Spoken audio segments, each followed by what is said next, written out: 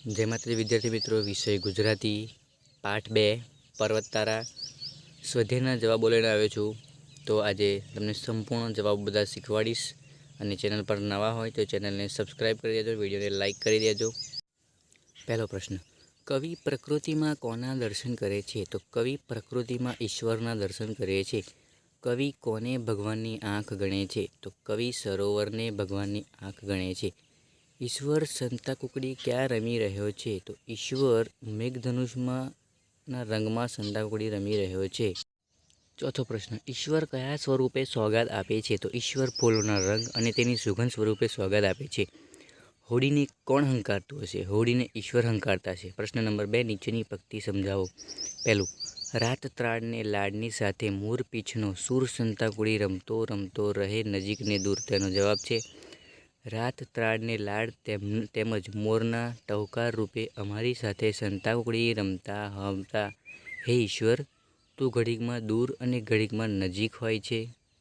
ત્રીજો પ્રશ્ન, નીચેની કાવ્ય પંક્તિ પૂર્ણ કરો। પહેલું, તું તરુણાનો ખાલી જગ્યા આગિયા ભમરા। તું તરુણાનો તારણહાર, ઝરણાનો નાદ, ફૂલની સુગંધ તારી છે, સોગંદ સિંહ વાઘ ને કોયલ, બુલબુલ પતંગિયા ને તમરા, સૂર્ય ચંદ્ર ને તારા આભે અહીં આગિયા ભમરા। પ્રશ્ન નંબર 4, નીચેના શબ્દોના સમાનાર્થી શબ્દો આપો।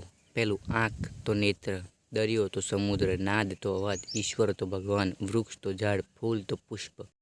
પાંચમો પ્રશ્ન, નીચેના શબ્દોના વિરુદ્ધાર્થી શબ્દ આપો। પહોળું તો સાંકડું, નજીક તો દૂર, વિરાટ તો સૂક્ષ્મ, અંધારું તો અજવાળું।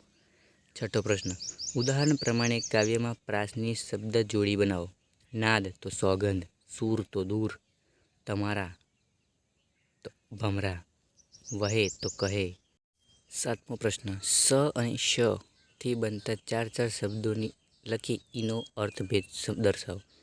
शाक तो आबरू, रास तो दोरडू, शाक तो झाड़ पर पाकेल फल, रास तो गरबो, सम तो शांत थवुं ते, शरत तो होड़, सम तो सौगंध, शरत तो ध्यान।